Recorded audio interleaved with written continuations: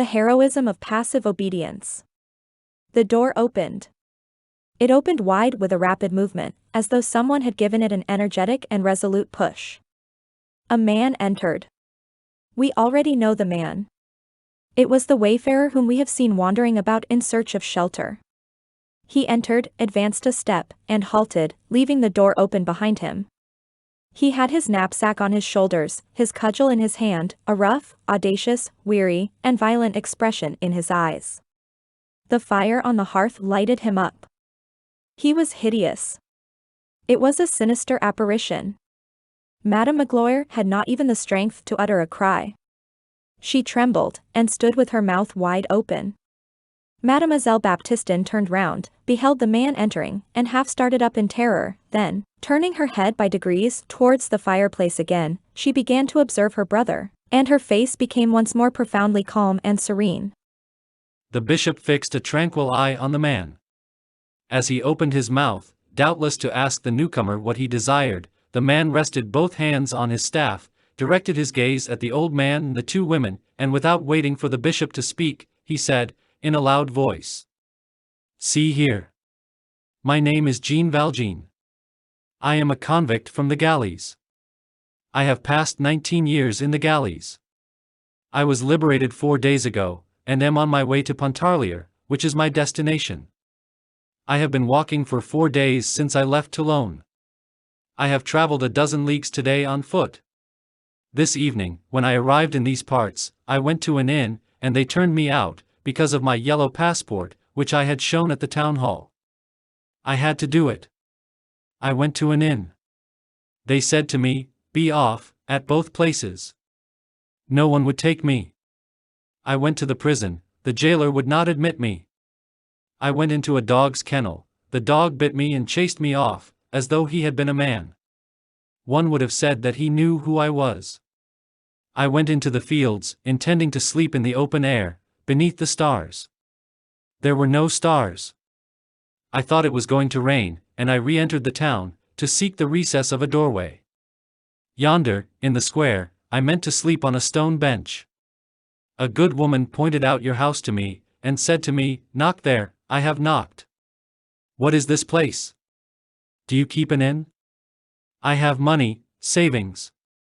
109 francs 15 sous, which I earned in the galleys by my labor, in the course of 19 years. I will pay. What is that to me? I have money. I am very weary, 12 leagues on foot, I am very hungry. Are you willing that I should remain?" "Madame Magloire," said the bishop, "you will set another place." The man advanced 3 paces, and approached the lamp which was on the table. "Stop," he resumed, as though he had not quite understood, "that's not it. Did you hear? I am a galley slave, a convict. I come from the galleys." He drew from his pocket a large sheet of yellow paper, which he unfolded. "Here's my passport. Yellow, as you see. This serves to expel me from every place where I go. Will you read it? I know how to read. I learned in the galleys. There is a school there for those who choose to learn. Hold, this is what they put on this passport: Jean Valjean, discharged convict, native of, that is nothing to you, has been 19 years in the galleys, 5 years for housebreaking and burglary, 14 years for having attempted to escape on 4 occasions. He is a very dangerous man, there. Everyone has cast me out. Are you willing to receive me? Is this an inn? Will you give me something to eat and a bed? Have you a stable?" "Madame Magloire," said the bishop, "you will put white sheets on the bed in the alcove." We have already explained the character of the 2 women's obedience. Madame Magloire retired to execute these orders.